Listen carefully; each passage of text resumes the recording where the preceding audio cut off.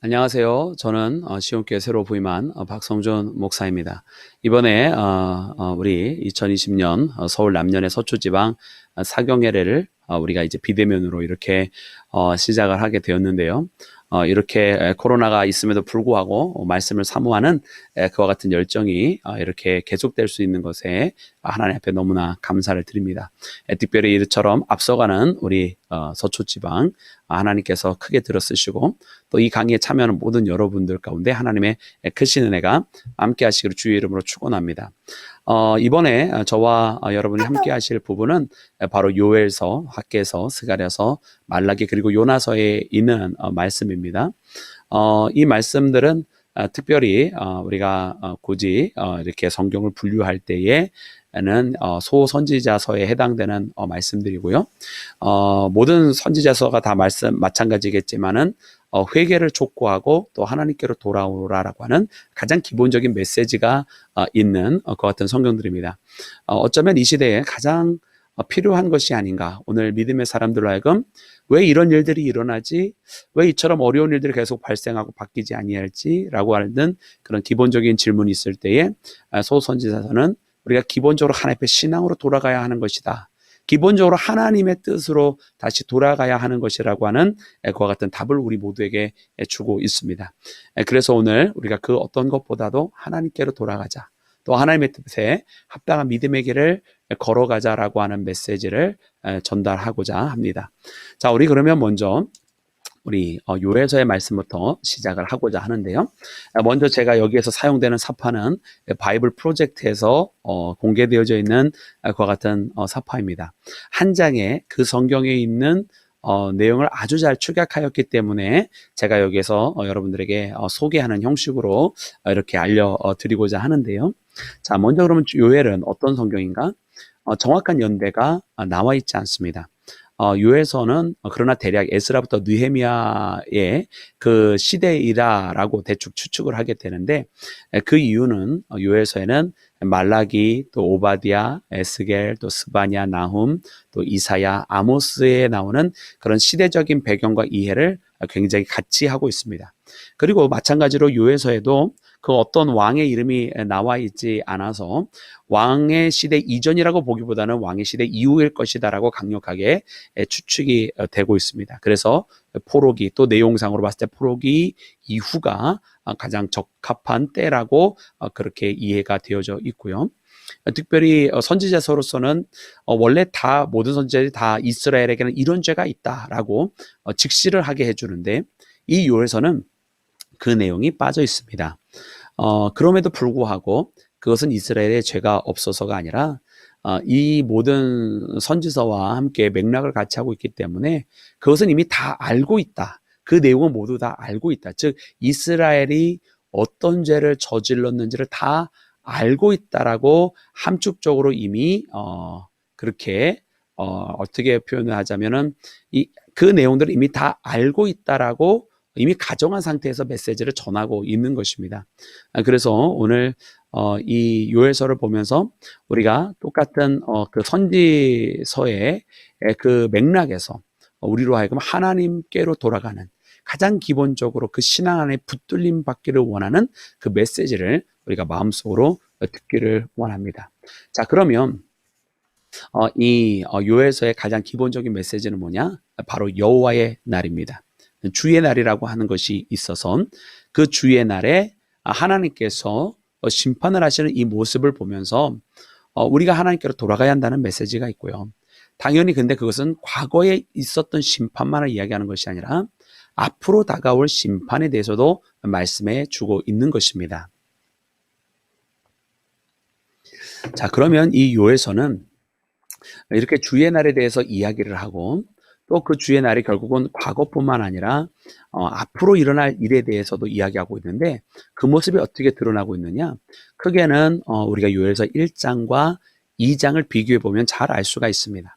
그 1장에는 먼저 이스라엘의 그 황충이 도래했던 것, 그래서 그 황충을 통해서 계속되는 재앙의 역사가 있었던 것을 이야기하는데 요엘서 1장 4절 말씀에 보았더니 황충이가 남긴 것을 메뚜기가 먹고 메뚜기가 남긴 것을 느치가 먹고 느치가 남긴 것을 황충이가 먹었도다 하면서 이 재앙이 한 재앙이 끝나면 다른 재앙, 다른 재앙이 끝나면 또 다른 재앙, 또 다른 재앙이 끝났더니 또 애초에 있었던 재앙, 이런 반복에 멈추지 않는 재앙의 역사를 이야기해 주고 있습니다.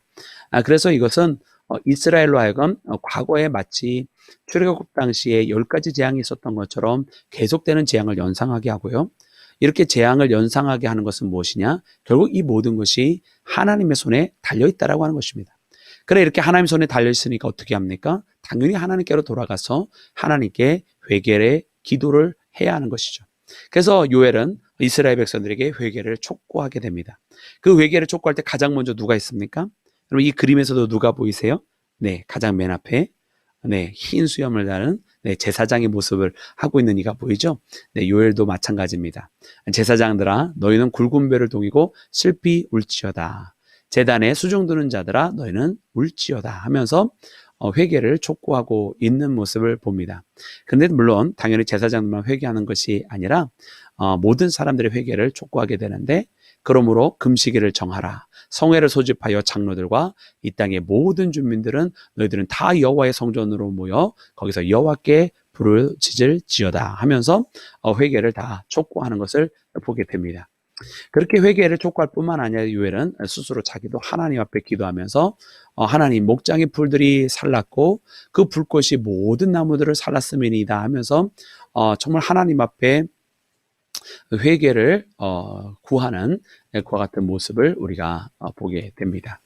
근데 이것이 지금 벌어진 일에 대해서만 하는 것이 아니라 이 요엘서는 그 다음 일어날 일들에 대해서도 이야기하는 거예요. 그래서 재앙이 지금 이 황충과 메뚜기와 느치에 대한 것이 아니라 장차 예루살렘을 멸망시킬 그런 일들이, 그런 대군들이, 대적자들이 쳐들어오고 있다.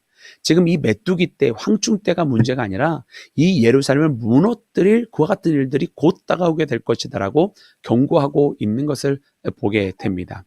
그래서 그 군대 앞에 소리를 지르고 그 진영은 심히 크고 그의 명령을 행하는 자는 강하니 여호와의 날이 크고 심히 두렵도다. 당할 자가 누구랴 하면서 그 날에 대해서 경고를 하고 있는 것을 봅니다. 당연히 그 앞에 있는 미래에 대한 그 여호와의 날에 대해서 이야기했으면 아까 예전에도 회개를 촉구했던 것처럼, 이미 벌어진 일에 대해서도 회개를 촉구했던 것처럼 요엘은 다시 한번 회개를 촉구하고 있는데, 그때 2장 13절 말씀에 보면 우리가 잘 알고 있는 말씀이 나오죠. 너희는 무엇을 찢지 말고 무엇을 찢으라? 옷을 찢지 말고 마음을 찢으라. 너희는 옷을 찢지 말고 마음을 찢으라고 이야기하고 있습니다. 우리도 사실 이 메시지가 굉장히 필요한 시대를 살아가고 있습니다. 많은 크리스찬들이 겉모양에 빠져 있는 그와 같은 신앙 속에서 하나님은 어쩌면 이 시대에 이제는 정말로 기본으로 돌아가고 교회가 가장 본질적인 것으로 돌아가기를 원하시는 것 같아요. 우리는 예배의 공동체고요. 우리는 기도하는 사람이고 우리는 찬양해야 되는 사람입니다. 또 우리는 영혼을 구원해야 하는 사람이고 또 세상에 나가서는 우리는 섬기는 자의 모습이 있어야 할 것입니다. 그래서 우리의 모습이 겉지레를 하는 그런 모습, 심지어 회개도 겉지레를 해서 옷을 찢는 자가 아니라 우리가 마음을 찢는 자, 그렇게 돌아가는 믿음의 사람이 되기를 간절히 소망합니다.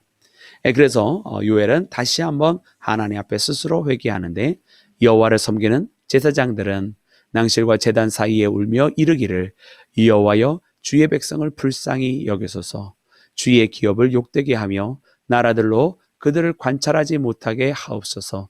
어찌하여 이방인으로 그들의 하나님이 어디 있느냐 말하게 하겠나이까 할지어다. 이렇게 하면서 하나님 앞에 이렇게 다 같이 회개하자고 이야기하는 요엘을 우리가 만나게 됩니다. 자, 그러면 이처럼 회개할 때에 하나님께서 응답을 해 주시는 모습이 요엘서에서 이어지게 됩니다. 그래서 요엘서를 봤더니만은 당연히 그 침입자들을 하나님께서 이제 물리치시는데, 첫 번째는 메뚜기 때, 황충 때, 느치 때가 있으니까 하나님께서 그 모든 해충들을 다 멸하시는 거예요. 그리고 두 번째로는 어떤 말씀을 해주시면 땅이, 황폐했던 그 땅이 다시금 소생케 되는 말씀을 이야기해 주십니다. 그래서 거기에 포도가 다시 열매를 맺고 거기에서 많은 곡식들이 다시금 자라게 되는 그와 같은 말씀을 허락해 주시고요. 그리고 마지막으로 땅만 회복하는 것이 아니라 사실은 하나님의 현존하심이, 하나님의 임재가 이 믿음의 백성들 가운데에 함께 하시는 것을 말씀해 주시는 거죠. 하나님께서 함께 해 주시는 것에 대한 회복, 사실은 이것이 가장 진짜 큰 은혜고 큰 복입니다. 그래서 우리가 요엘서를 보니까 요엘서는 이스라엘의 죄가 결국은 재앙으로 이끌어왔다. 이 재앙은 결국 이스라엘의 죄의 문제에 대한 것이다 라는 이야기를 하는 것이고, 두 번째로는 그러나 하나님께서 그 은혜를 베풀어 주시고 하나님은 자비로우신 분이시고 하나님은 긍휼이 많으신 분이시라. 바로 그 하나님 안에 우리에게 희망이 있다, 우리에게 소망이 있다라는 말씀을 해주시는 것이고, 그리고 또한 이제 우리가 알아야 될 것은 지금 벌어지고 있는 일은 사실은 더 크게 벌어질 앞날에 대한 이야기라고 하는 메시지라는 것입니다.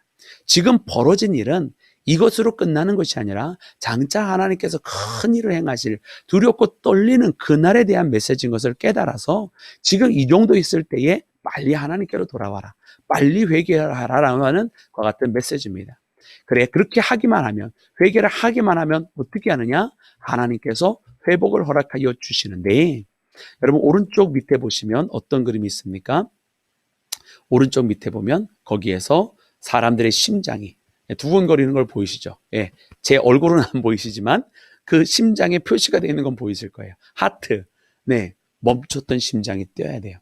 예, 주의 영이, 하나님의 영이 그 가운데 임하시고 하나님의 영이 그 가운데 함께 하시고, 그래서 하나님의 영이 믿음의 사람들과 함께 했을 때에 성전에서 함께하는 임재뿐만 아니라 믿음의 사람들 한 명 한 명이 하나님의 거듭난 성전이 되는 것입니다.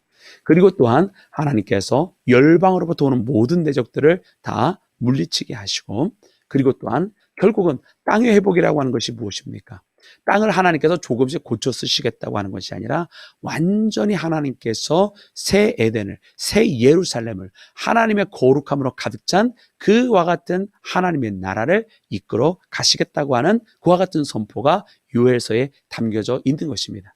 네, 이 말씀들은 물론 이 그림 오른쪽에 표시되어 있는 것처럼 이사야서 13장, 또 35장, 또한 32장에 기록되어 있는 말씀, 또 스바냐 3장, 에스겔서 47장, 스가랴 14장, 에스겔서 38장, 에스겔서 36장, 또 예레미야서 31장에 기록되어 있는 말씀과 같이 병행되어져서 가는 말씀입니다. 자, 오늘 우리가 이와 같은 요엘서의 말씀을 들을 때에 그렇습니다, 여러분. 우리가 하나님께로 돌아가는 겁니다. 하나님께로 돌아가는 것이 가장 근본이고요. 또 우리가 하나님 앞에 회개하고 돌아가는 것이 모든 것의 스타트입니다.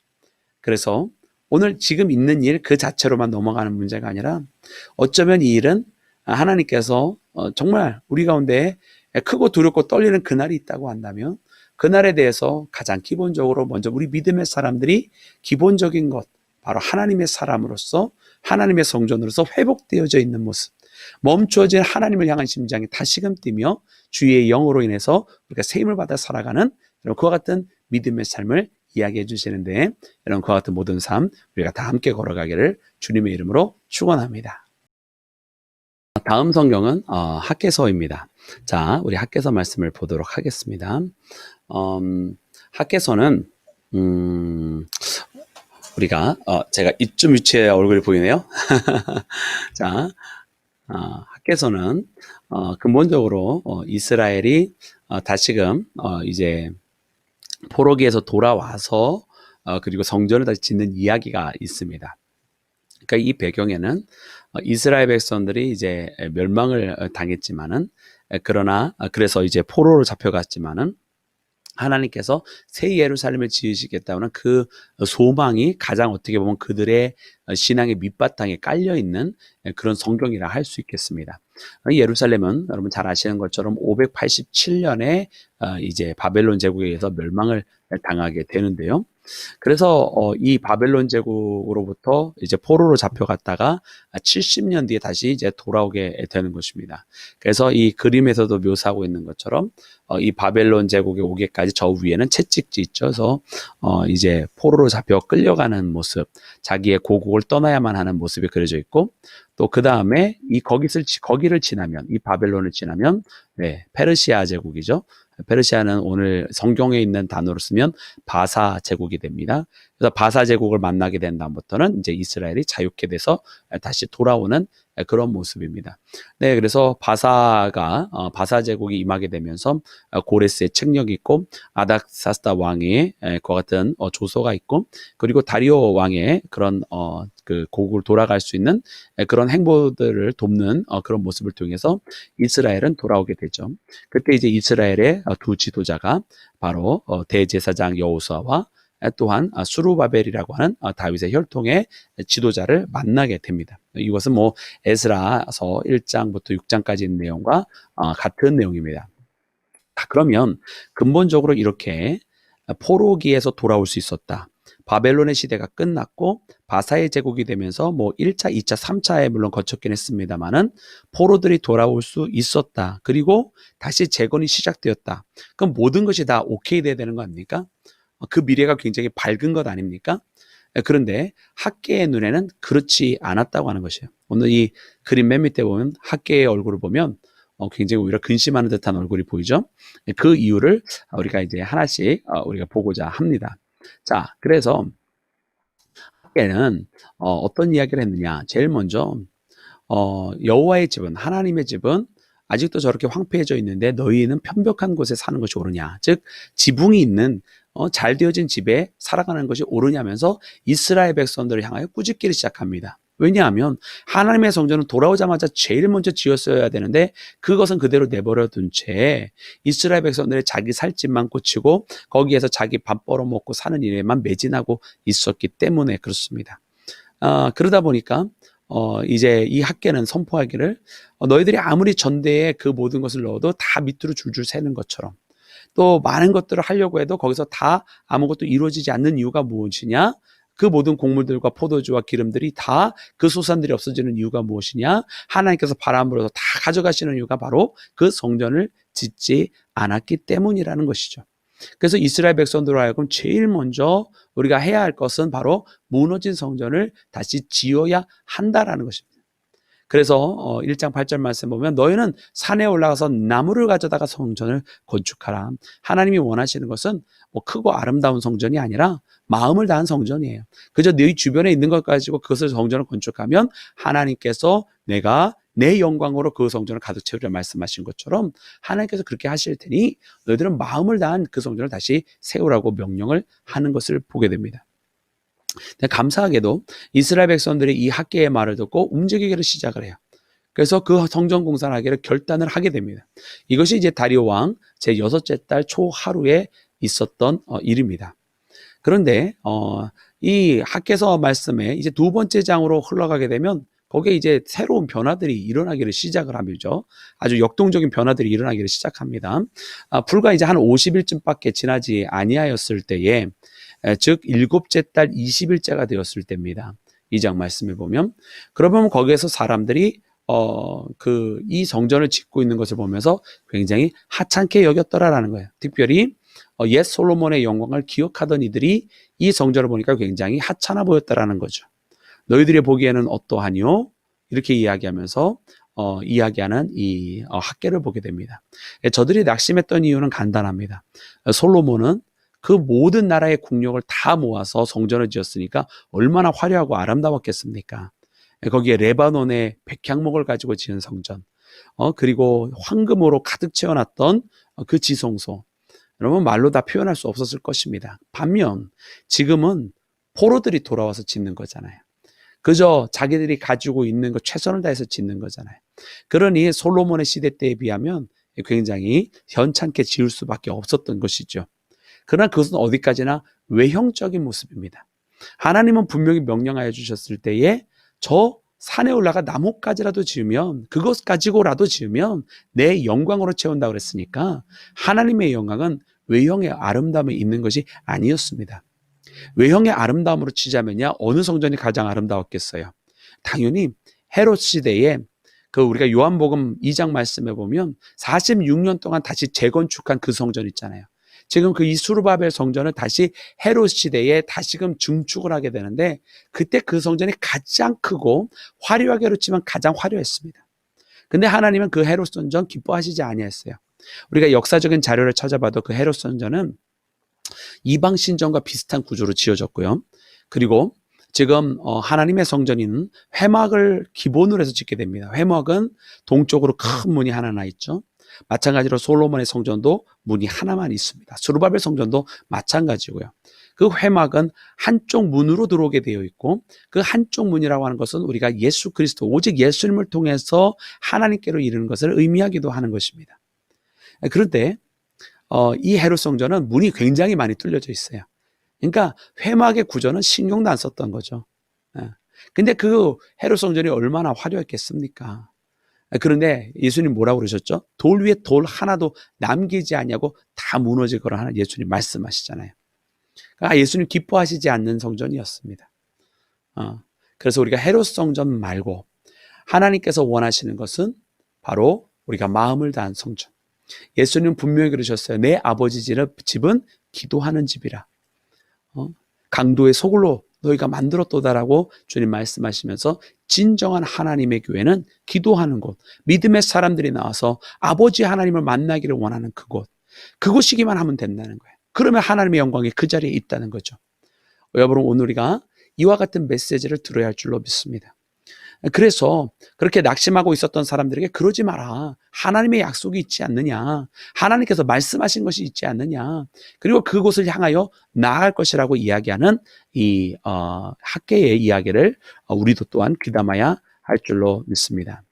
자, 그런데 여기서만 끝나는 것이 아니라 학개는 여기서 한 발자국 더 나가게 됩니다. 그러면서 학개와 거기 있었던 이 제사장과의 대화가 나오게 되는데, 그 율법적인 얘기를 물어보게 돼요. 학개는 이렇게 도전을 합니다. 만약에 누군가가 있어서 이 죽은 것을, 즉 부정한 것이죠. 그 부정한 것을 만지고 나서 그 다음에 다른 음식을 만지면 그것 또한 부정해지는가? 라고 물어본 거예요. 부정한 것을 만지고 부정한 음식을 대면, 사실 부정한 걸 만졌으면 그 사람도 부정해지니까 그 음식도 부정해진다라는 거죠. 그 레위기의 말씀, 또 이스라엘의 정결례에 따르면 당연히 그렇다라고 하는 답을 얻게 됩니다. 그러면서 이제 학개는 진짜 이 학개서를 통해서 하고 싶은 이야기를 하게 됩니다. 그렇다고 한다면, 부정한 것을 만진 자가 부정해졌기에 그 부정한 사람이 만지는 그 음식이 부정해진다고 한다면, 이 성전을 지은 사람들이 부정한 가운데 있었고 불의를 행하였는데, 그들이 지은 성전은 거룩한 것이냐 아니면 부정한 것이냐, 이렇게 묻는 것입니다.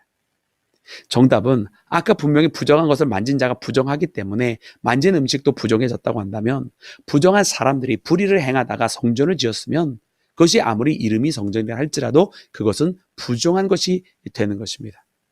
학개는 그러므로 이야기합니다. 진짜 우리에게 필요한 것이 무엇이냐? 이 성전을 지었다고 하는 것이 되는 것이 아니라는 거예요. 이 건물을 지었다고 되는 것이 아니라는 거예요. 왜? 부정한 사람이 부정한 손으로 건물을 지었으니 이 건물 또한 역시 부정한 것인데, 그러므로 이것이 우리가 부정한 건물 가운데 있는 것이 아니라, 부정한 성전 가운데 있는 것이 아니라 거룩해지기 위해서 무엇을 해야 되냐? 우리가 먼저 하나님 앞에 참회함으로, 하나님 앞에 돌아감으로 부정해진 우리의 모습을 다시금 거룩한 사람이 되도록 우리가 하나님께로 나아가야 한다고 하는 메시지를 전하는 것입니다. 그래서 오른쪽에 있는 그림을 보시면 이것이 마치 모세와 학개의 그 평행선을 그려주고 있는 것입니다. 모세는 광야에서 이스라엘 백성들로 하여금 하나님 앞에 순종하게 됐을 때의 축복을 받지만, 하나님 앞에 불순종하게 되었을 때는 거기서 온갖 고난을 당하게 되는 모습을 보여주는 것처럼, 이 언약을 가진 백성들은 지금 이 학개를 통해서는 이 포로기에서 돌아온 세대를 이야기하고 있는데, 마찬가지로 하나님 앞에 순종하고 자신의 죄를 회개하면 축복의 백성이 되지만, 그 언약에 대해서 만약에 그와 하나님 앞에 신실하지 못하면 그 받은 언약조차 잃어버린, 그래서 결국 패망할 수밖에 없는 백성이 된다고 하는 것을 말하고 있는 것입니다. 그래서 이것은 마치 지금 이 성전을 지어가고 있는 이 이야기가 단순하게 두 번째 성전, 스루바벨 성전을 지었다, 이거를 말하고 싶은 것이 아닙니다. 지금 솔로몬의 성전, 그 아름다웠던 성전, 그것이 무너지고 두 번째 성전을 지는데 이 두 번째 성전의 진짜 목적은 보이는 성전이 아닌, 결국 부정한 사람들에서 지어진 부정한 성전의 모습을 보여주고 있는 그 성전이 아닌, 사람들이 회개하게 됨으로 진정으로 이르게 될 하나님의 나라에 대해서 가르쳐주고 있는, 상징적으로 표현해주고 있는 것입니다. 그래서 그때에 대해서 이야기해 주는 것, 곧 학개가 이야기하는 것, 바로 이제 우리에게는 선택이 되어져 있다. 선택해야 된다는 거예요. 바로 그 돌아왔던 백성들이 다시금 하나님의 성전을 짓기를 원했던 것처럼 오늘 우리도 하나님의 성전을 지어가되, 특별히 그 하나님의 성전은 보이는 외형적인 것에 있는 것이 아니라 우리 한 사람 한 사람이 깨끗하고 순결하게 되어지는 것, 곧 진정한 하나님의 백성이 되는 것에서 출발해야 한다고 하는 것을 말씀하고 있는 것을 여러분 발견하시기를 주의 이름으로 축원합니다. 그리고 제 얼굴을 지금까지 가리고 있었던 저게 뭐냐? 보여드리겠습니다. 바로 너희가 아니었을 때를 기억하라 라고 하는 이 호세아서의 말씀입니다. 하나님의 말씀이라면 기꺼이 제 얼굴 안 보여도 됩니다. 여러분, 그 말씀 가운데는 이런 것이 있는 거예요. 아까 학개가 제사장에 물었던 그 질문들이 있어요. 가운데 패러그부터 보시기 바랍니다. 학개가 물으면 제사장들이 대답하여 이르되 아니니라 하는지라. 학개가 이르되 시체를 만져서 부정하여진 자가 만약 그것들 가운데 하나를 만지면 그것이 부정하겠느냐. 제사장들이 대답하되 이르되 부정하여지리라. 그렇습니다. 부정합니다. 라는 거죠. 이에 학개가 대답하여 이르되 여호와의 말씀에 내 앞에서 내 백성이 그러하고 이 나라가 그러하고 그들의 손의 모든 일도 그러하고 그들이 거기에서 드리는 모든 것이 부정하니라. 바로 그와 같은 말씀하시는 거예요. 백성들이 거룩하지 않으니까 거기서 행하는 모든 것들이 다 의미 없다는 뜻입니다.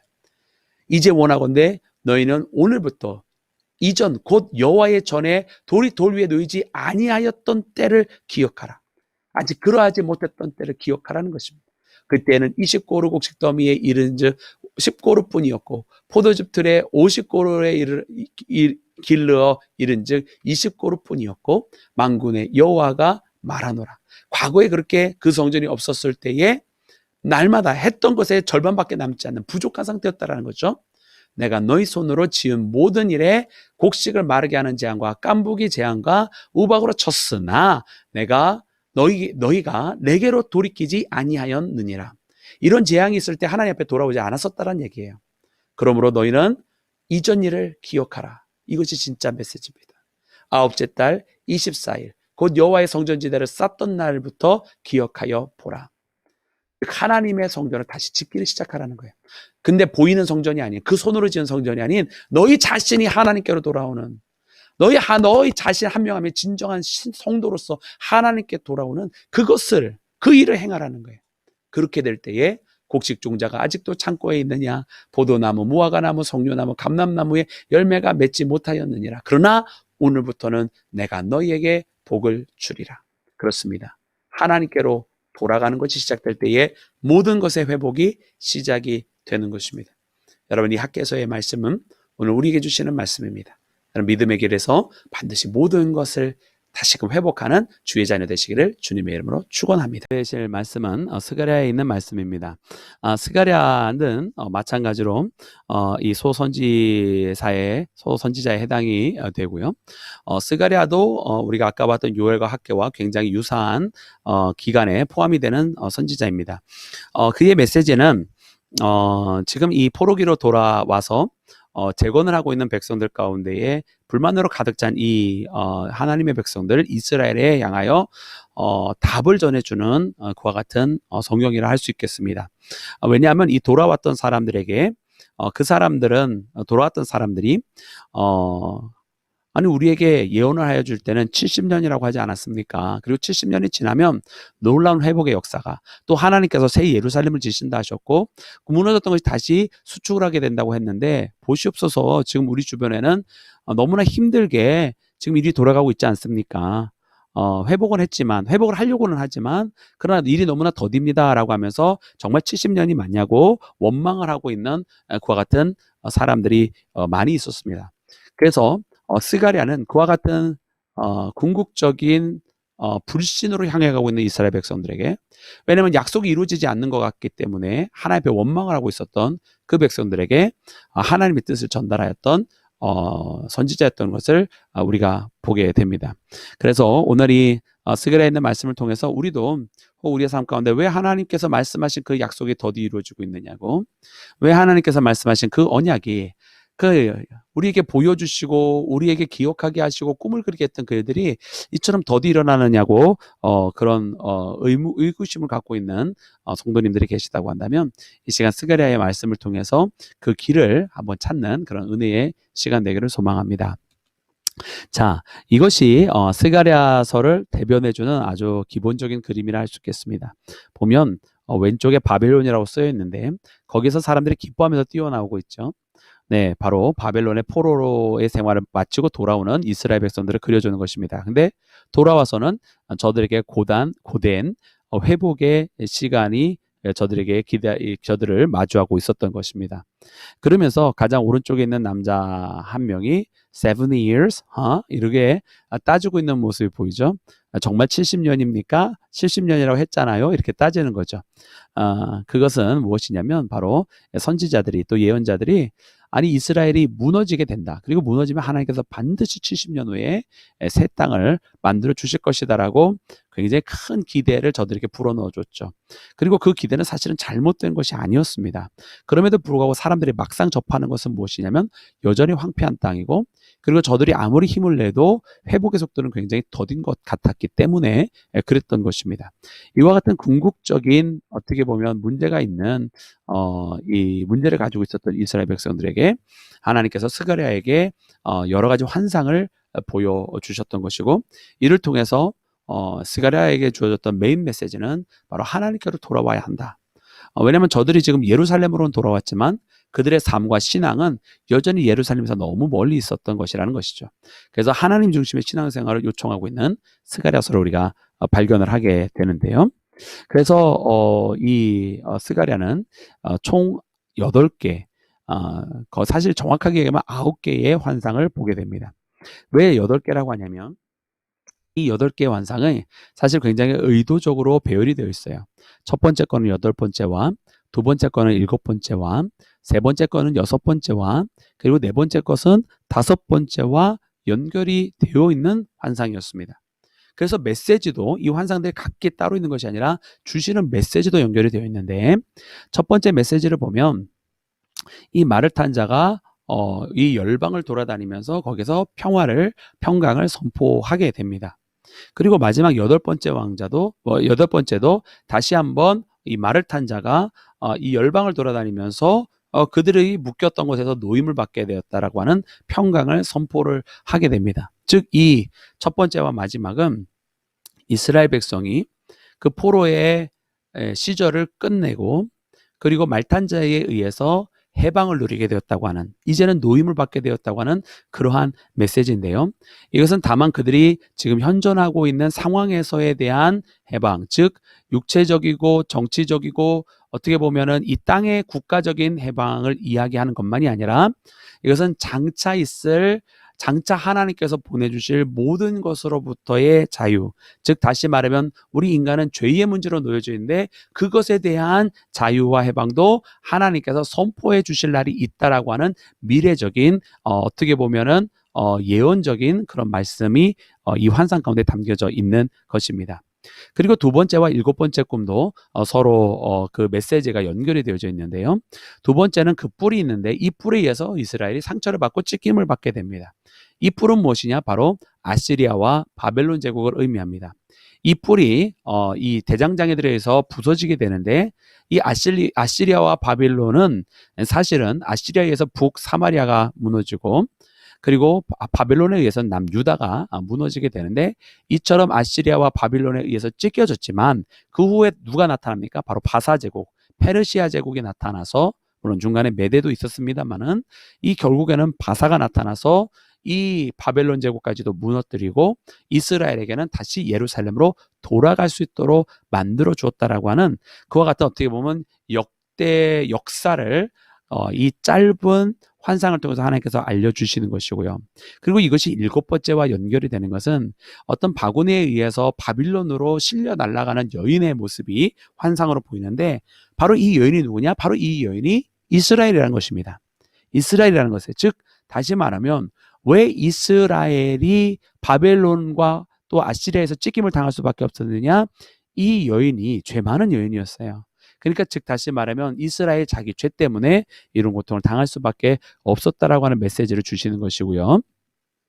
그리고 또한 세 번째로 보면 예루살렘이 측량을 하게 되는데요. 이 구원은 이 측량자의 손에 달려져 있는 것입니다. 그런데 여섯 번째와 짝을 이루게 될 때에 여섯 번째는 한 두루마리가 나와서 거기에서 거짓말했던 자들 또 거기에서 남의 것을 도적질하고 강도질했던 자들을 이 잡아갑니다. 그러니까 다시 말하면 하나님의 말씀에 의해서 심판을 받는 모습, 하나님의 말씀에 의해서 정결화되는 말씀이 그 가운데 그 환상 가운데 담겨져 있는데 결국 예루살렘을 측량하는 자에게 구원이 달려 있다면 이 구원은 어떤 구원인가?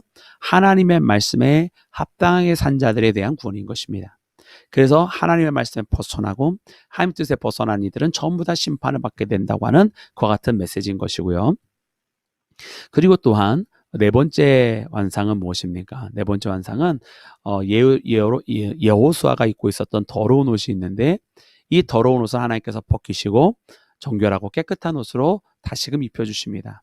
즉 이스라엘의 죄가 이처럼 더러웠는데 하나님께서 그것을 벗기시고 다시금 입혀주신다고 하는 뜻이고요. 다섯 번째 환상은 바로 순금 등잔대가 있는데 7개의 잔 위에 7개의 불꽃은 2개의 감람나무로부터 공급을 받는 거룩한 기름, 곧 2개의 감람나무라고 한다면 여호사와 수르바벨을 통해서 받는 그 기름을 의미합니다. 그래서 이 기름을 공급받는 그 잔이 계속해서 불에 탈 수 있는, 빛을 발할 수 있는 그런 순금 등잔대가 되는 것이죠.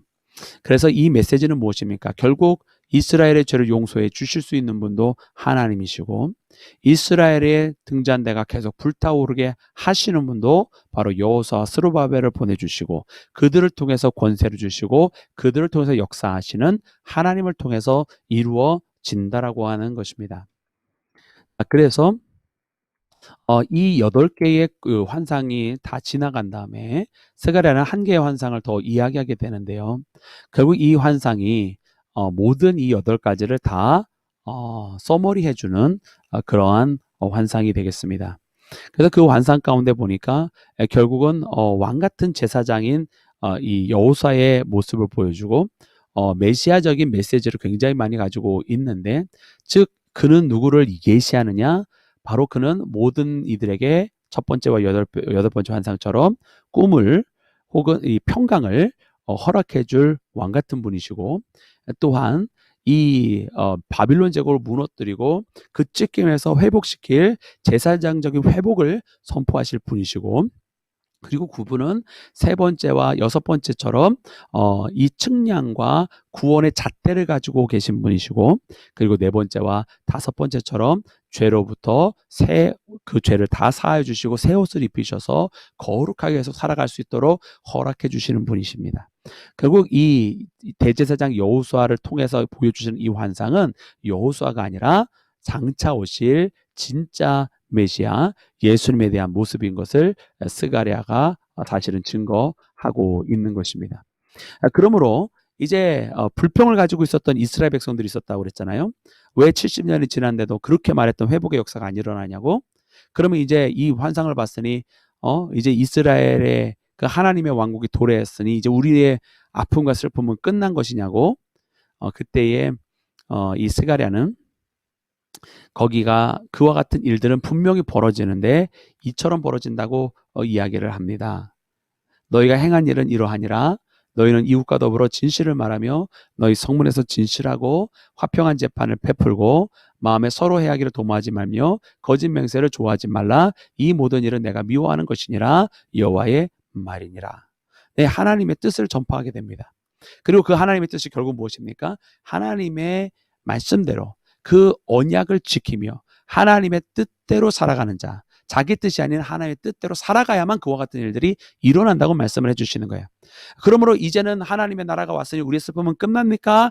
라고 하는 질문이 아니라 뒤집어서 이제 그와 같은 삶을 누리기를 원하는 자들이 하나님의 나라에 참여하는 자가 되기를 진정으로 원하고 그 일을 적극적으로 행하고 있느냐라고 거꾸로 물어야 한다고 하는 것이죠. 그래서 그 일을 행할 때에 그 약속되어진 평강이 임하게 될 것이고, 그리고 말씀하신 그 구세주 메시아, 우리를 자유케 하실 분이 바로 우리 가운데 함께 하신다고 하는 메시지를 이 스가랴는 전해주고 있습니다.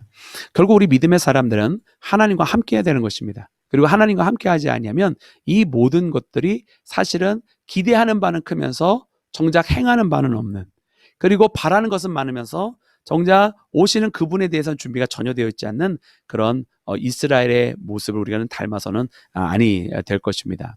자, 그래서 스가랴는 끝에 조금 더 메시지를 전해 주시는데요. 이제 9장에 이르러서는 오시는 그럼 그 왕은 누구냐에 대한 메시지가 시작이 됩니다. 그 왕이 와서 우리에게 평강을 주고, 그 왕이 와서 우리를 구해주고 우리를 자유케 하고 우리를 죄에서 노임받게 한다면 그분은 누구냐? 9장 9절 우리가 잘 아는 말씀이 거기 있습니다.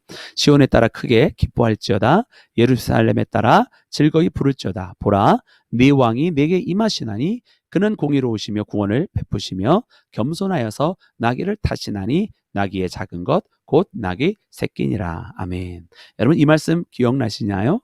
여러분 나귀의 새끼, 여러분 바로 예루살렘에 입성하시는 예수님의 모습이 기억나시죠? 네, 맞습니다. 바로 스가랴의 9장의 말씀이 이루어진 것이 바로 예수님의 예루살렘의 입성입니다. 그 오시는 그 왕이 누구냐 했을 때 스가랴는 이와 같은 나귀의 작은 것, 겸손하셔서 나귀를 타고 성에 들어가시는 한 왕을 그리고 있습니다.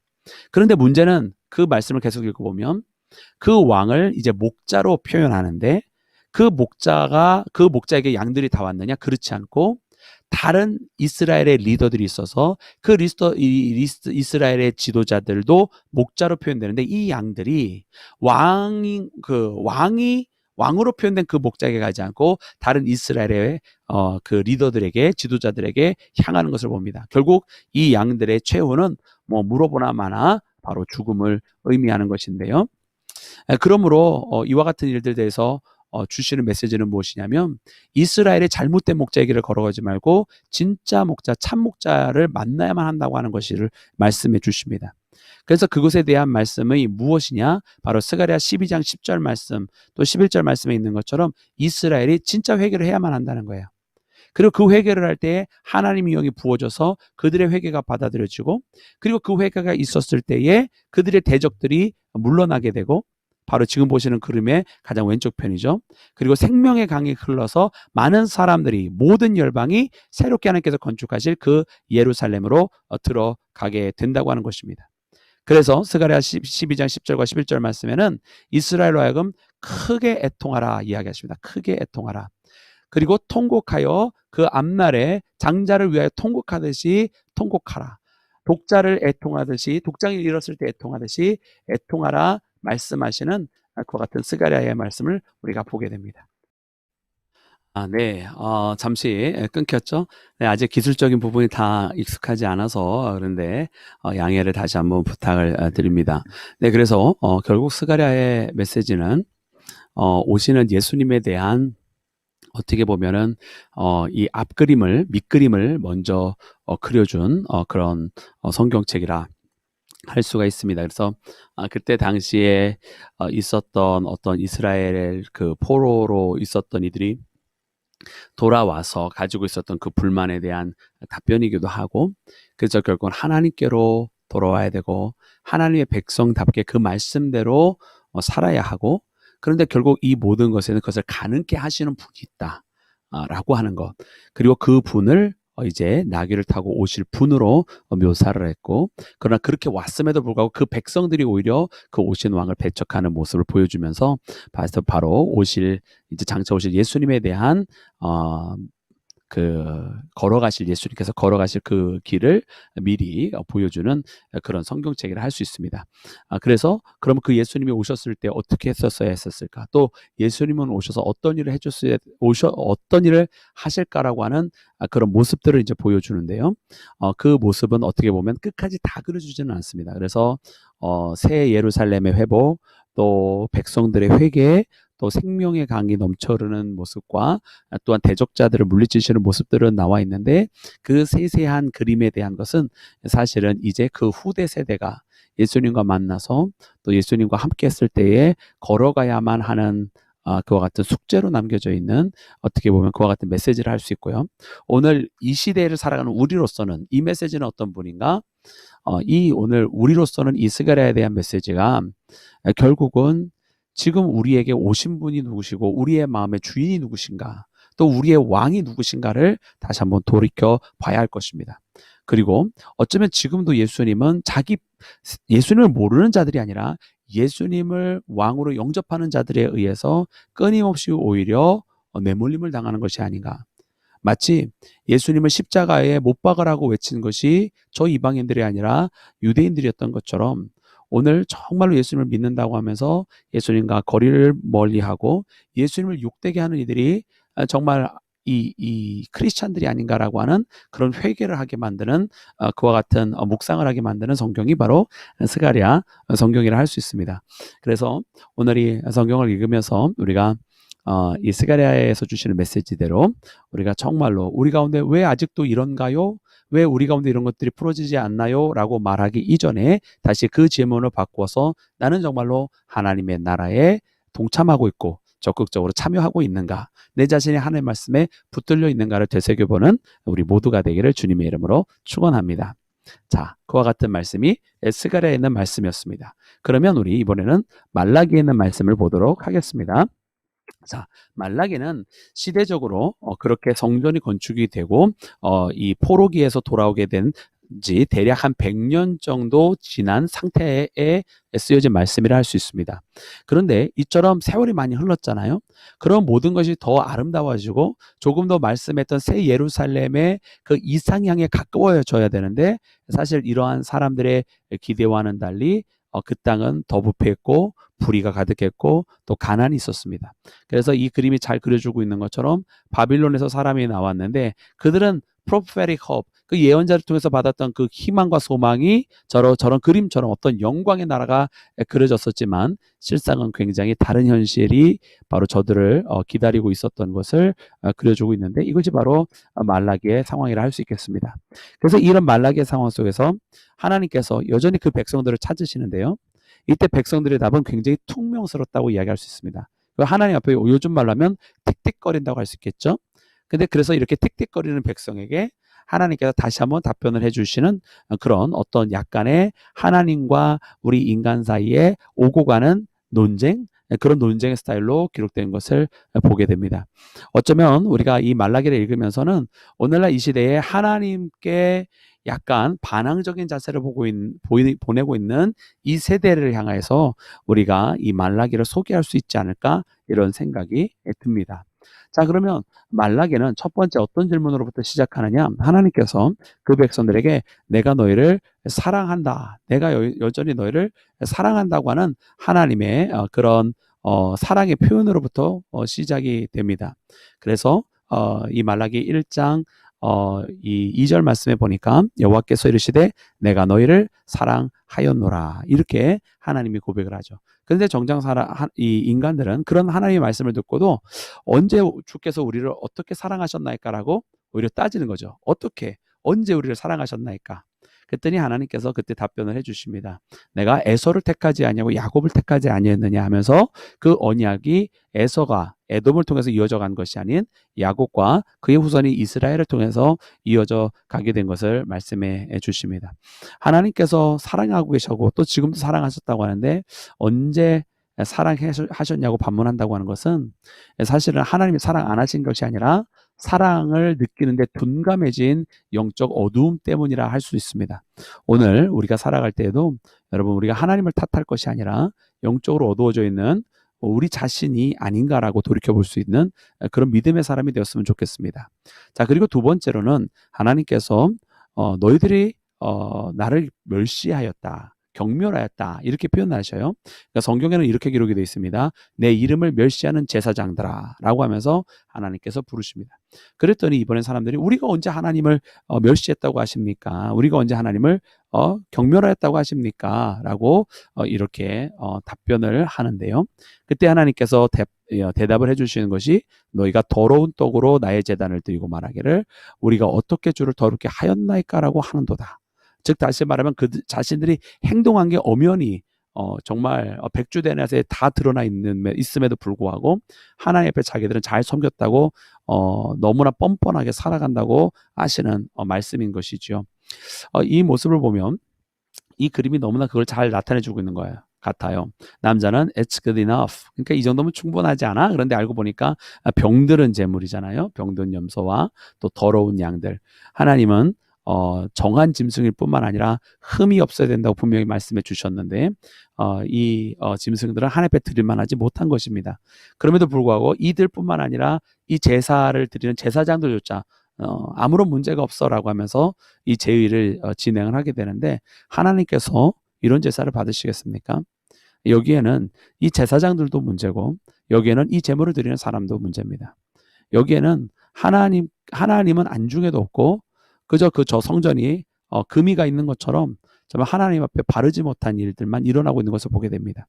그래서 오늘 이 시대에 우리 살아가는 믿음의 사람들이 이와 같은 길을 걸어가지 말고 우리의 교회들이 정말로 하나님께서 기뻐하시고 하나님께서 받으시는 그런 예배들이 넘쳐나야 할 줄로 믿습니다.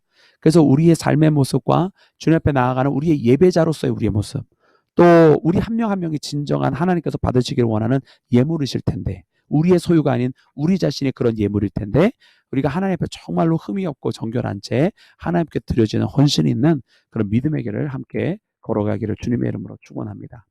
그리고 세 번째로 하나님께서 그렇게 이스라엘 사람들에게 이야기하십니다.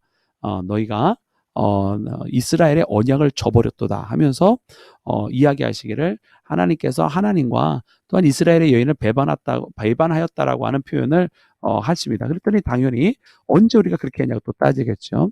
그때 하나님께서 말씀하시는 것이 유다는 거짓을 행하였고 이스라엘과 예루살렘 중에서는 가증한 일을 행하였으며 유다는 여호와께서 사랑하시는 그 성결을 욕되게 하며 이방신들의 딸과 결혼하였으니 이렇게 하나님께서 말씀하시면서 그것은 세속적이다 라고 말씀하시고 빨리 그 야곱의 장막에서 끊어내야 할 것을 말씀하고 계십니다.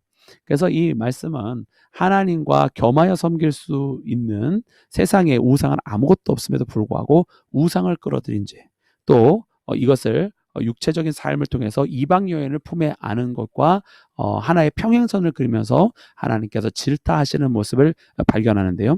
그럼에도 불구하고 자기 잘못을 모르는 이스라엘을 말라기는 우리 모두에게 고발을 하고 있는 것입니다. 네 번째로는 어떤 일이 있느냐? 네 번째로는 하나님께서 이번엔 사람들이 먼저 하나님 앞에 따집니다. 그래서 하나님께서 우리를 돌보시지 아니하였다고 그렇게 이야기를 하는 거죠. 하나님께서 하나님의 정의가 이루어지지 않지 아니하였느냐고 그렇게 이야기하는 사람들의 답변을 봅니다.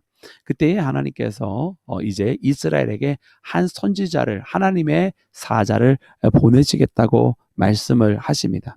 그러면서 하나님께서 이렇게 이스라엘 사람들에게 이야기합니다.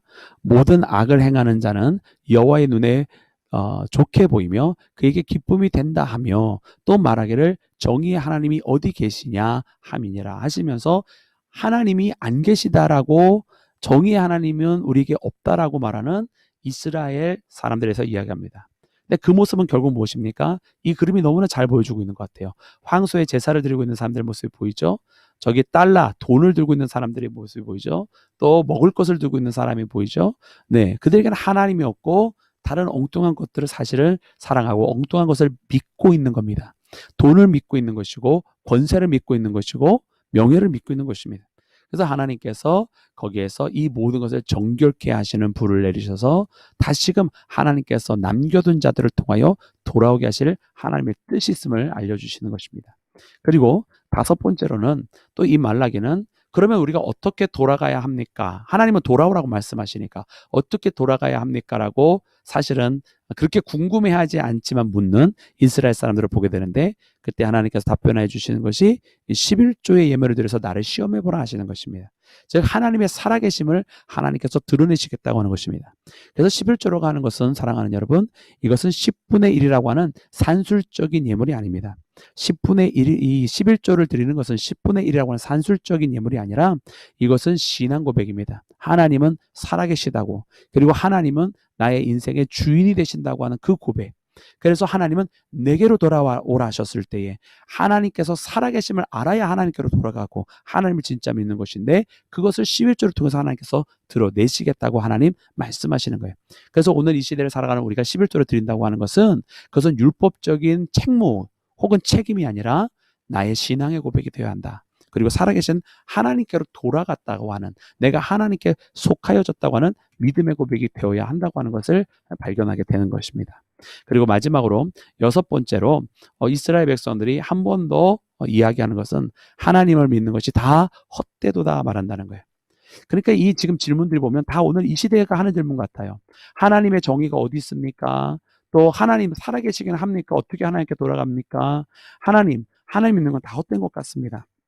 이런 모든 질문들이 오늘 이 시대 세속에 너무 속해진 사람들에게 주는, 그런 사람들이 하는 그런 질문과 너무 똑같습니다. 그때 이 마지막 질문에 대해서는 하나님께서 하나의 짧은 스토리를 답해 주시는데, 거기에 기념책이라고 하는 걸 말씀하세요.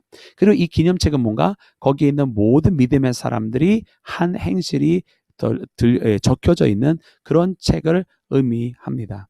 그래서 봤더니만은 낙심하지 말라는 거예요. 하나님 믿는 게 헛되냐? 아니, 하나님 믿는 것이 당장 너희들의 눈에 보기에는 더디 이루어지는 것 같지만, 하나님께서 그 기념책을 기록하셔서 그 기념책에 있는 내용들을 통해서 반드시 하나님의 자녀들에 대한 합당한 대우를 해주시겠다고 약속하시는 것입니다. 그래서 그 말씀 말라기서 3장 17절, 18절, 15절, 16절, 17절 말씀 보면, 마지막 그 17절 말씀에 만군의 여호와가 이르노라, 나는 내가 정한 날을 그들을 나의 특별한 소유로 삼을 것이요, 또 사람이 자기를 섬기는 아들을 아낌같이, 그 섬기는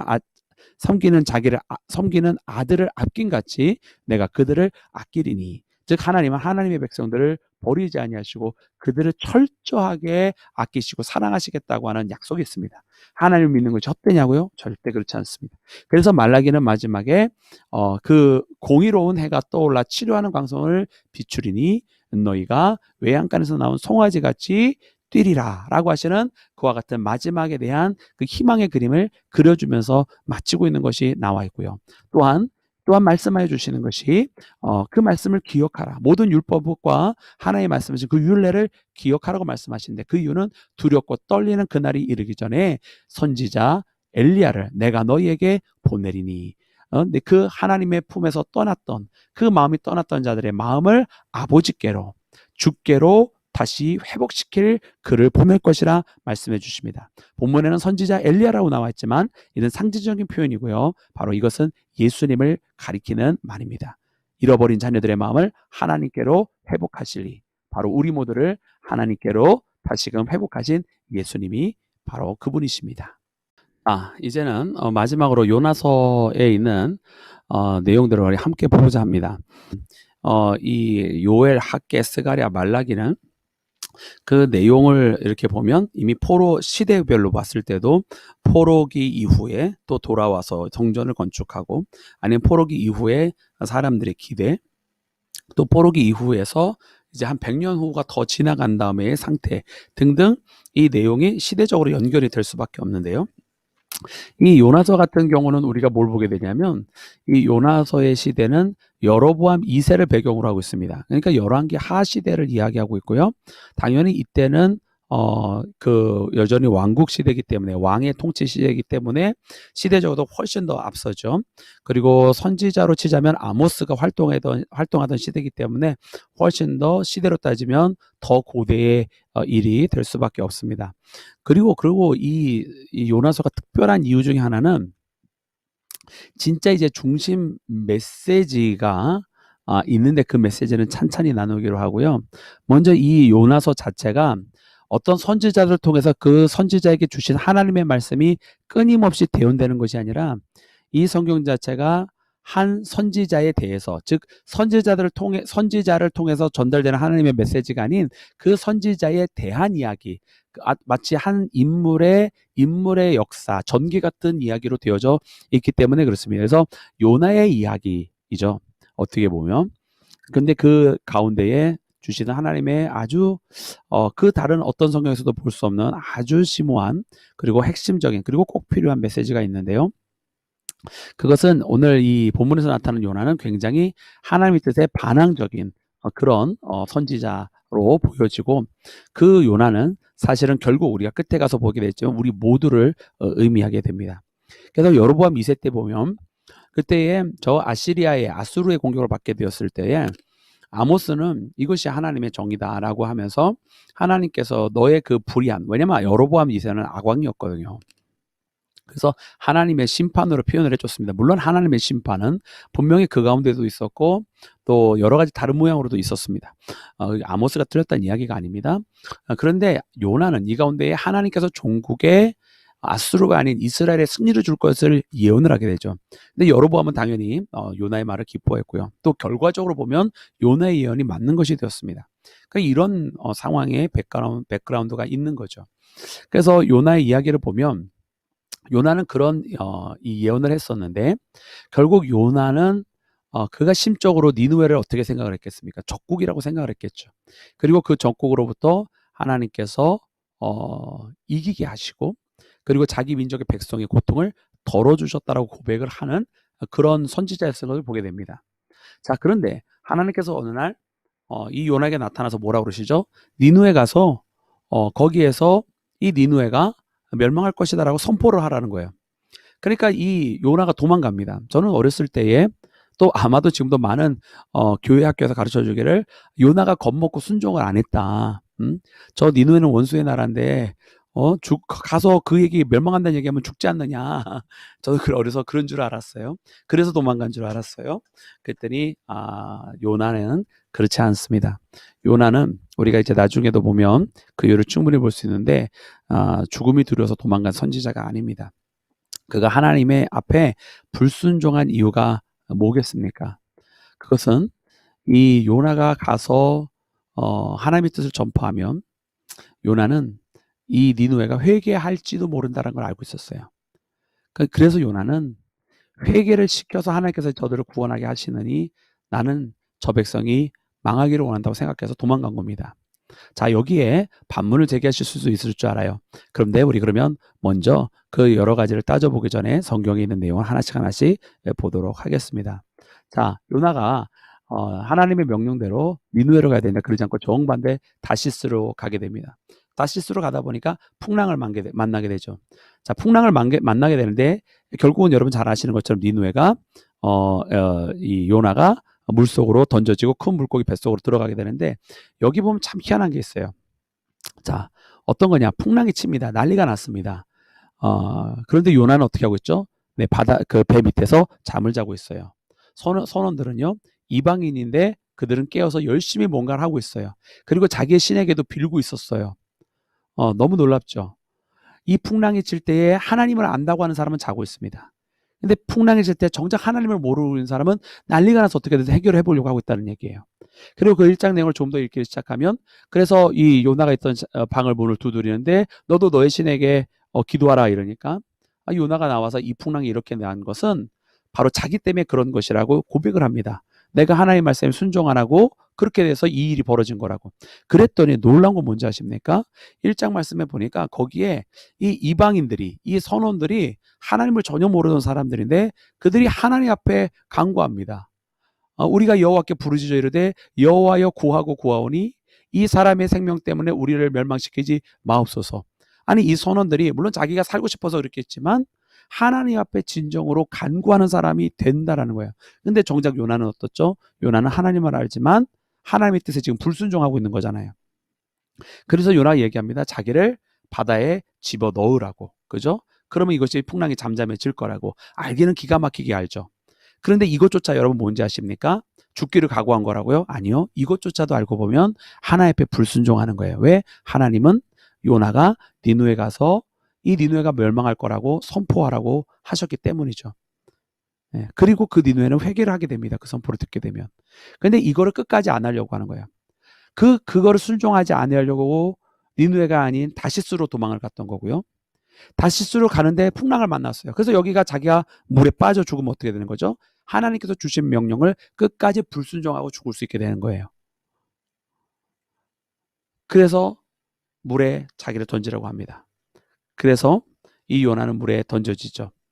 그런데 요나가 계획했던 그 뜻대로는 되지 않습니다. 하나님께서 벌써 요나가 그렇게 자기가 그 물에 던지라고 했을 때 벌써 큰 물고기를 하나님 준비하셨고, 그리고 요나는 그 큰 물고기 뱃속에 들어가게 됩니다.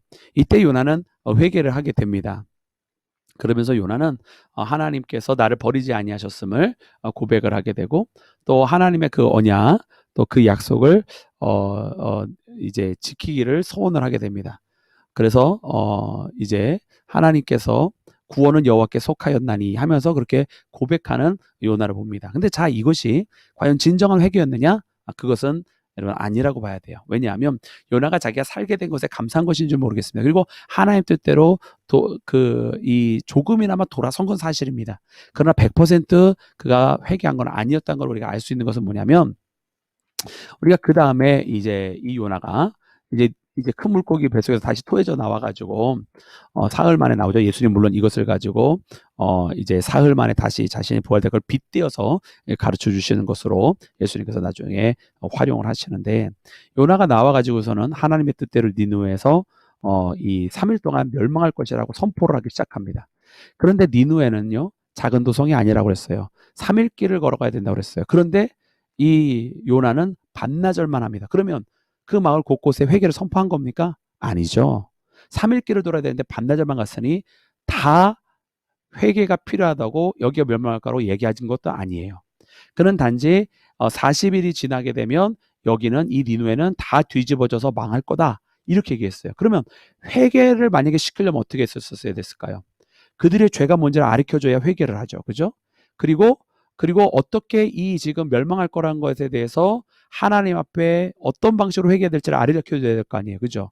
그런데 이 모든 거 하나도 안 가르쳐주고 그냥 멸망한다라고만 말하는 거예요. 그러니까 요나는 끝까지 이 니느웨가 제대로 하나님 앞에 회개하기를 바라지 아니했던 거죠. 그들의 죄를 모르면 회개도 못할 것이고, 회개할 방법을 안 가르쳐주면 회개를 제대로 하지 못할 것이고. 그런데 어떤 일이 벌어집니까? 놀랍게도 이 니느웨에 있던 모든 백성들이 다 회개를 합니다. 심지어 그 왕이 모든 백성들의 회개를 촉구하고 남녀노소 물어나고 다 하나님 앞에 회개하라고 이야기합니다. 왕부터 벌써 나와서 죄를 깔아놓고 하나님 앞에 진정한 회개를 하기를 시작을 하는데, 전혀 이 요나가 기대하지 못했던 일들이 벌어지는 거예요. 굵은 베옷을 입고 왕복을 벗어버리고, 그리고 제 위에 앉았더라. 이런 놀라운 회개의 역사가 벌어집니다. 하나님은 이 회개를 원하셨던 것이고 이 회개를 일으키신 거예요. 그래서 우리가 이 요나서를 보면 요나는 멸망할 거라고, 다 뒤집어져서 망할 거라고, 오버턴 할 거라고 얘기했는데, 사실은 이게 턴오버 됐어요. 새로운 변화의 시작이 됐어요. 그래서 오버턴이냐, 다 뒤집어져서 망하는 거냐, 턴오버 되느냐, 완전히 변화돼서 새롭게 되느냐는 어떻게 보면 종이 한 끗 차이인 것 같아요. 즉 하나님의 뜻대로 하느냐, 아니면 하나님의 뜻에서 벗어나느냐. 하나님의 뜻에 벗어나면 오버턴, 다 뒤집어져서 멸망하는 거고, 그럼 하나님의 뜻에 있으면 다 뒤집어져서 하나님의 뜻대로 변하게 되는 것이고. 여러분, 이 간단한 차이가 있는데, 여러분, 우리 속마음 세상 살다가 답답하다고 뒤집는다고 세상살이 뒤집어 버리지 마시고, 내 심령이 뒤집어져서, 내 신앙이 뒤집어져서 하나님 앞에 돌아가는 그런 진정한 회개와 변화의 역사가 일어나기를 간절히 소망합니다. 자, 그럼 이런 놀라운 회개가 역사가 일어나는데 요나는 전혀 기대하지 못한 거죠. 근데 이 변화가 일어나니까 요나가 뭐라고 얘기합니까? 요나는 불평을 하기 시작을 하는 거예요. 어떻게 불평을 합니까? 하나님께, 요나는 이제 그 니느웨가 망할 거라고 생각하고 불 내리실 거라고 생각하고 올라갔는데, 아니 그 도성이 다 회개를 해버리니 불이 내릴 리가 없겠죠.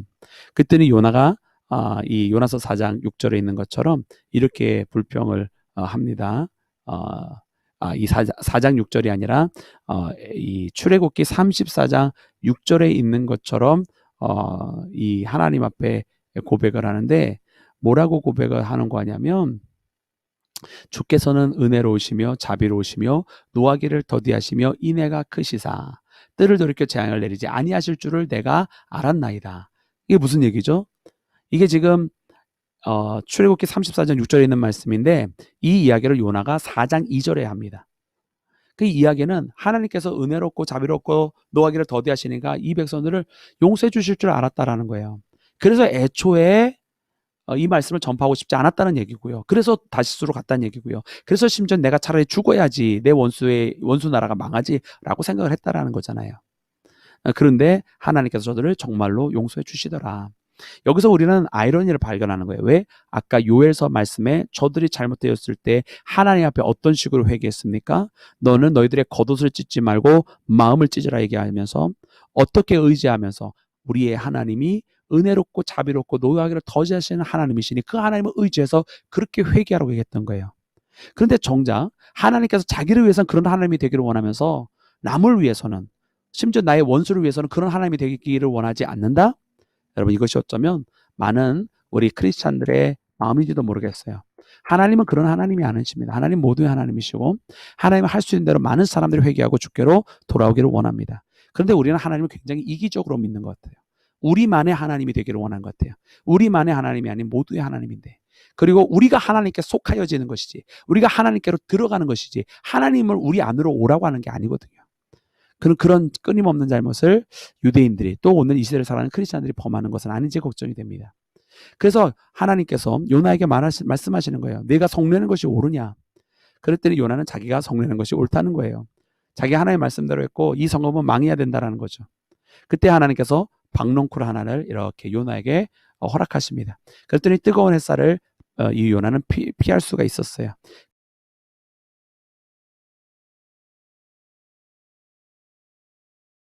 그래서 그로 인해서 너무 기뻐했는데 그 이튿날 하나님께서 다시 벌레를 준비하셔서 그 박렁코를 싹 죽이셨어요. 그랬더니 요나가 화를 냅니다. 그러면서 하나님 내가 죽기를 원한다고 내가 사는 것보다 죽는 것이 낫겠나이다라고 이야기합니다. 그때 하나님께서 이야기하시죠. 네가 이 하루만 있었던 이 박농쿨로 인하여서 이 박농쿨을 아끼고 사랑하거늘 내가 저 니누에는 저 많은 백성들 또 저 많은 등칠슨들이 있는데 12만이나 되는 그 사람들을 아끼지 않겠느냐고 하나님께서 반문을 하시는 모습으로 나옵니다. 그래서 이 요나는 요나의 마지막 회개를 그려주고 있잖아요. 어떻게 하여야 하는 것이 합당하겠느냐라고 하는 독자로부터 질문을 남겨주죠. 그것이 어쩌면 오늘 우리의 질문입니다.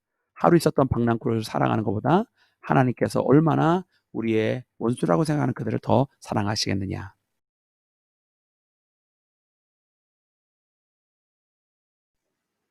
네, 그래서 이제 모든 것을 정리해 보려고 합니다. 그래서 우리가 지금 여러분 여기 보이는 요엘, 이 요엘은 하나님께서 이 포로기에서 살던 백성들이 돌아오게 되었을 때에 하나님께서 저들이 당하고 있는 아픔, 또 당시에 있었던 재해와 기근, 그것이 그 당대만의 문제가 아니라 앞으로 장차 올 더 큰 것에 대한 밑그림을 그려주고 있고 이 재해로부터 다시금 돌아올 수 있고 회복되어지는 것은 하나의 말씀 앞에 붙들려 있는 것과 회개로 시작하는 것이다 라고 하는 것이죠.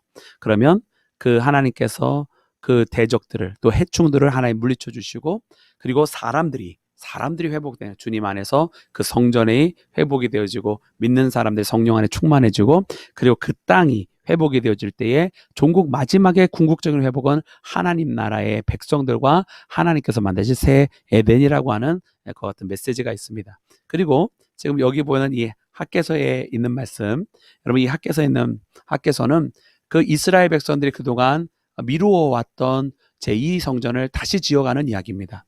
그래서 이 솔로몬 성전과 같은 그런 것이 아닌 하나님께서 나뭇가지를 가져다가 정말 그 마음으로 다하기만 하면 하나님의 영광으로 하나님께서 그것을 거룩하게 하시겠다고 하는 그런 성전이고 실제로 예수님께서 내 아버지 집이라고 고백하면서 12살 때에 거기에 있었던 성전에 있는 학자들과 함께 논하였던 그 성전이 바로 이 학교와 함께 지어졌던 그 성전이죠. 물론 헤롯을 통해서 재건축은 진행 중이었던 그때 당시에는 하지만 말입니다. 근데 이 학개서의 놀라운 점은 단순하게 두 번째 성전만 지어지는 것이 아니라 여기에서 이제 지어진 다음에 학개는 그 두 번째 질문, 부정한 자가 다시금 부정한 음식을 먹게 될 때 그 음식은 부정한 것이냐 아니냐, 부정한 이의 손으로 성전을 짓게 될 때 그 성전은 부정해지냐 아니냐라는 질문을 통해서 진짜 중요한 성전은 보이는 이 성전의 재건이 아닌 사람들 한 사람 한 사람이 거룩하게 하나님께로 돌아와야 이 성전도 의미 있다고 하는 그 메시지였다고 하는 사실을 보여줍니다. 오늘 이 시대를 살아가는 교회가 진짜 그런 한 사람 한 사람이 거룩한 성전이 되어야 됩니다. 한 사람 한 사람이 하나님과 함께하는 그런 거룩한 길을 걸어가야 한다고 하는 굉장히 중요한 메시지를 전해 주었고요. 그리고 스가랴는 결국 우리에게 이렇게 70년이 지난 다음에 회복을 해놓고서 왜 그 회복이 아직까지 안 오냐라고 따지는 사람들 앞에 그 8가지의 그 본 환상과 또 마지막 그 대제사장 여호수아의 환상을 통해서 오실 예수님, 우리가 그 정말로 은혜로운 그 평강을 누리기를 원하면 하나님의 말씀 앞에 완전히 붙들어져 있어야 하는데, 그것에 대한 환상을 보여주시는데, 이것은 사실은 이것을 이루는 것이 그것을 원하는 우리 사람에게 있지 않고 주께서 보내주실 그 메시아를 통해서, 우리가 새롭게 영접해야 될 그 왕을 통해서, 또 목자로 표현되어 주신 그분에게로 우리가 돌아갈 때 이루어진 것을 보여주시는 성경이었다고 하는 것입니다. 그래서 이 성경은 돌아오라고 하는 메시지와 함께 예수님의 앞길을 보여주는, 예수님께서 어떤 분으로 오실 거라고 하는 예시를 보여주는 굉장히 중요한 성경책이고, 또한 말라기는 봤더니 이제 그 포로기 시대에서 여기 있죠, 여기 100년이 지난 후의 일입니다. 사람들의 마음이 더 강팍해져 있습니다. 그 강팍해진 가운데 하나님께서 여전히 나는 너를 사랑한다고, 그리고 너네들은 믿음의 사람이라고 하지만 나를 경시하였다라고, 그럼에도 불구하고 하나님의 공의가 없다고, 하나님을 믿는 것이 헛되다고 할 때 그렇지 않다라고, 나는 너희를 택했다고 말씀하시는 그 하나님, 나를 시험해 보라고 그렇게 말씀하시는 그 하나님, 그리고 내가 기념책에 너희의 모든 것을 적어서 너희들이 억울하지 않게 만들겠다고 하시는 그 하나님, 그 하나님을 말씀하고 있는 성경이 바로 여기 말라기입니다. 자, 여러분, 그렇습니다. 이제 우리가 이처럼 하나님 앞에 돌아가는 길이 이렇게 그려져 있는데요. 그리고 이것은 또한 단순한 구약의 이야기가 아닌 예수님에 대한 이야기이기도 하고, 오늘 믿음의 사람들의 현주소에 대한 이야기이기도 합니다. 강팍해진 사람들, 하나님의 약속을 믿지 않는 사람들, 헛되다고 하는 이들, 더디다고 하는 이들에게 하나님께서 주시는 메시지가 있는데, 특별히 마지막 이 요나서가 요나서가 갖는 굉장히 중요한 메시지, 그것은 하나님의 그 은혜는 누구 한 그룹에만 특정되어 있지 않다라고 하는 것. 그리고 하나님께서는 이 요나의 이야기를 통해서 오늘날 우리 믿음의 사람들이 어떠한 식으로 하나님을 믿는지를 보여주고, 하나님을 마치 자기의 소유물로 만들고 싶어하는 그러한 세상 속에 그것이 아니라 우리가 하나님께로 들어가야 한다고, 그리고 우리가 그 하루만 있었던 그 박농쿨도 사랑할 줄 아는 사람이면 그것보다 훨씬 더 많은 생명들이 우리 주변에 많이 있습니다. 하나님께서 그들 모두를 아끼시지 않겠느냐고. 요나서에서는 그 대답에 대한 것을 요나가 하지 않았습니다. 그럼 그 대답은 누구에게 달려있느냐? 그 요나서를 읽는, 말씀을 읽는 독자에게 달려있어요.